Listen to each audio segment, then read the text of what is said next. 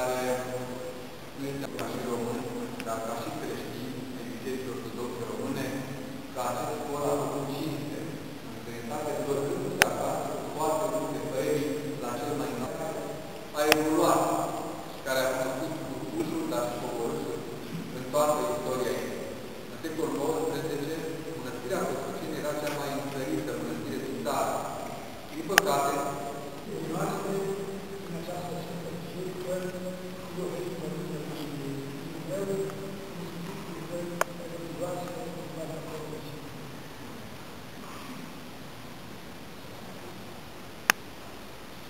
Începem programul nostru cu o lucrare de seară, dată lui Hristos. Doamne, să cheamă în Dumnezeu. Este cântare glasul mult, care salvă glasul mult, armonizată de Mihail Berezovski.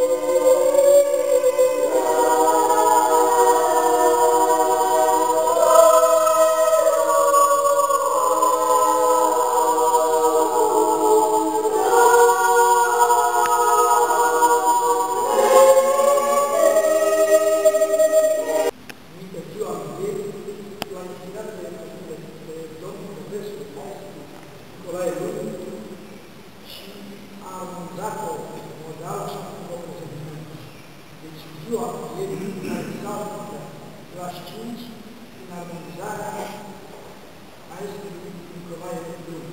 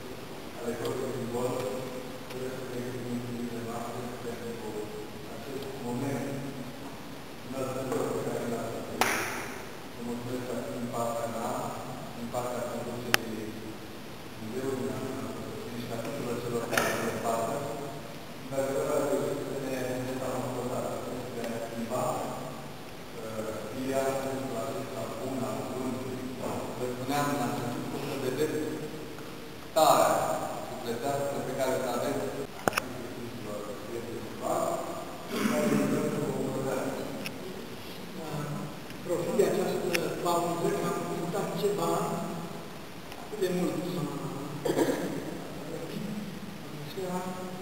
Am uitat ceva mult. Toate aceste cântări și multe altele, noi le avem pe silurile noastre la ieșire în partea stângă, le puteți procura pe dumneavoastră și cadou de Paști, este foarte bine cu aceste lucrări.